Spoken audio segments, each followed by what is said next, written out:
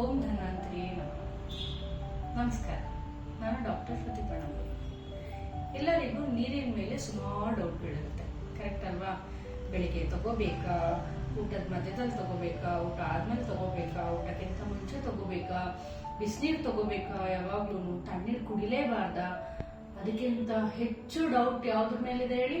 ಎಷ್ಟು ತಗೋಬೇಕು? 5 ಲೀಟ್ರ, 2 ಲೀಟ್ರ, 1 ಲೀಟ್ರ? ಅವಾಗ ಇದಕ್ಕೆಲ್ಲ ಒಂದೊಂದು ರಿಸರ್ಚ್ ಸಂಬಂಧ ಹೇಳತ್ತೆ, ಸರಿ ಅಲ್ವಾ? ಎಲ್ಲರೂ ಮರ್ತು ಹೋಗಿರೋದು ಏನಂತ ಹೇಳಿದ್ರೆ, ಇದಕ್ಕೆಲ್ಲ ಉತ್ತರ ಒಂದ್ ಕಡೆ ಇದೆ.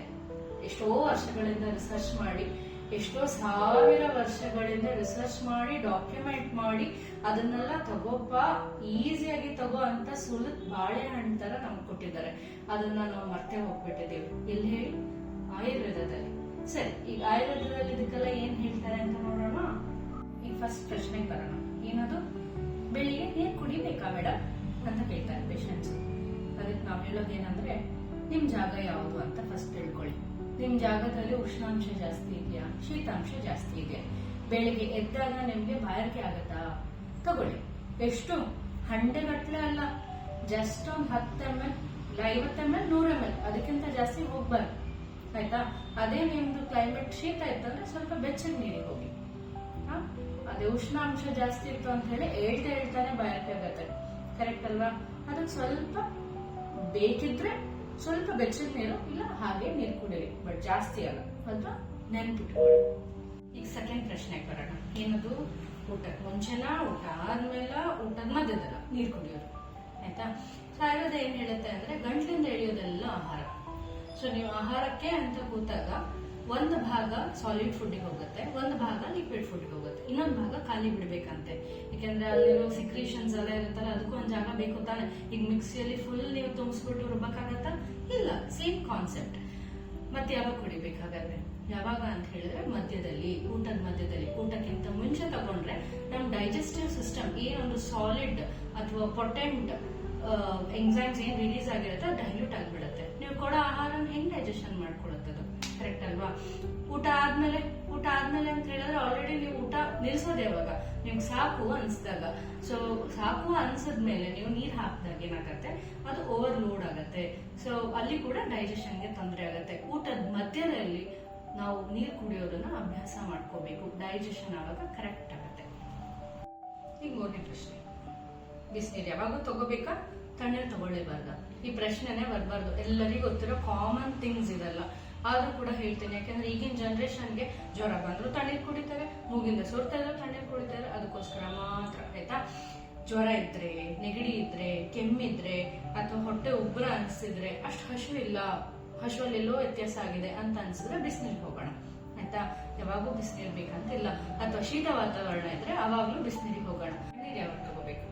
ಬಿಸಿಲುಗಾಲದಲ್ಲಿ, ಅಥವಾ ಬಿಸಿಲುಗಾಲದಿಂದ ನಮ್ಮ ಎಲ್ಲ ಬಿಸಿ ಬಿಸಿ ಆಗ್ತಿದೆ ಅಂದಾಗ, ತುಂಬಾ ಬಾಯಾರಿಕೆ ಆದಾಗ, ತಲೆ ಸುತ್ತು ಬರ್ತಾ ಇದೆ, ಅವಾಗ ಸುಸ್ತಾಗ್ತದೆ, ತುಂಬಾ ಸುಸ್ತಾಗ್ತದೆ, ಅವಾಗ ವಾಮಿಟಿಂಗ್ ತುಂಬಾ ಸತಿ ಆಗಿದೆ, ನಾವು ನೀರು ಕುಡಿಬೇಕು ಅನ್ಸುತ್ತೆ, ಅವಾಗೆಲ್ಲ ತಣ್ಣೀರಿಗೆ ಹೋಗಿ, ಆಯ್ತಾ? ಸೊ ಇಲ್ಲಿ ಯಾರೂ ಆಯುರ್ವೇದದಲ್ಲಿ ಶತ್ರುಗಳಲ್ಲ. ಬಿಸಿನೀರೇ ತಗೋಬೇಕು, ತಣ್ಣೀರು ತಗೋಬಾರ್ದು, ಕಂಡೀಷನ್ ನೋಡ್ಕೊಂಡು ಯಾವ್ದು ನೋಡಿ ಅದನ್ನ ತಗೊಳ್ಳಿ ಅಂತ ಹೇಳ್ತೀವಿ, ಆಯ್ತಾ?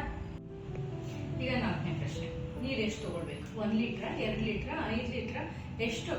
ಕಾಂಪಿಟೇಷನ್ ಹೋಗೋ ತರ ವಿತ್ ಮಾರ್ಕಿಂಗ್ ಬಾಟ್ಲು ಕೂಡ ಸಿಗುತ್ತೆ, ಕರೆಕ್ಟ್ ಅಲ್ವಾ? ಎಷ್ಟು ತಗೋಬೇಕು ಹಾಗಾದ್ರೆ? ಮೊಬೈಲ್ ಹೆಂಗ್ ಒಂದ್ ಸೆನ್ಸರ್ ಇದೆಯೋ ಅದೇ ತರ ನಮ್ ದೇಹದಲ್ಲೂ ದೇವ್ರೊಂದ್ ಸೆನ್ಸರ್ ಕೊಟ್ಟಿದ್ದಾರೆ. ಏನು? ಬಾಯಾರಿಕೆ ಅಂತ. ಅದು ಹೇಳುತ್ತೆ, ದೇಹನೇ ಹೇಳುತ್ತೆ ಎಷ್ಟು ತಗೋಬೇಕು ಅಂತ. ಮಳೆಗಾಲದಲ್ಲಿ, ಚಳಿಗಾಲದಲ್ಲಿ ಕಮ್ಮಿ ಹೇಳುತ್ತೆ, ಬೇಸಿಗೆಗಾಲದಲ್ಲಿ ಅಥವಾ ನಾವೇನಾದ್ರು ಜಾಸ್ತಿ ಎಕ್ಸರ್ಸೈಸ್ ಮಾಡಿದ್ವಿ, ಸ್ವೆಟ್ ಜಾಸ್ತಿ ಆದ್ರೆ ಅದೇ ಹೇಳುತ್ತೆ. ಅದನ್ನ ಜಸ್ಟ್ ಫಾಲೋ ಮಾಡ್ಬೇಕಷ್ಟೇ. ಹಬ್ಬ ಈಗ ಜಾಸ್ತಿ ತಗೊಂಡೆ ಏನೀಗ ಅಂತ ಕೇಳೋರು ಇರ್ತಾರೆ. ಏನಾದ್ರು ಡಿಸೀಸಸ್ ಬರುತ್ತೆ ಹೇಳ? ಫಸ್ಟ್ ಬರೋದು ನಿಮ್ಗೆ ಆಶ್ಚರ್ಯ ಆಗತ್ತೆ, ಡಯಾಬಿಟಿಸ್ಗೆ ಮೇನ್ ರೀಸನ್ ಜಾಸ್ತಿ ನೀರು ಕುಡಿಯೋದು. ಸ್ಕಿನ್ ಡಿಸೀಸಸ್ ಬರುತ್ತೆ. ಆಮೇಲೆ ನೀರು ಔಟ್ಪುಟ್ ಹಾಕೋ ಡಿಸೀಸಸ್ ಯಾವುದು? ನೆಗಡಿ, ಬ್ಲೀಡಿಂಗ್ ಡಿಸಾರ್ಡರ್, ಸ್ಪೈನ್ಸ್, ಇದೆಲ್ಲ ಬರುತ್ತೆ. ಇದಕ್ಕಿಂತ ಹೆಚ್ಚಾಗಿ ಡೈಜೆಸ್ಟಿವ್ ಸಿಸ್ಟಮ್ ಹ್ಯಾಂಪರ್ ಆಗುತ್ತೆ, ಆಯ್ತಾ?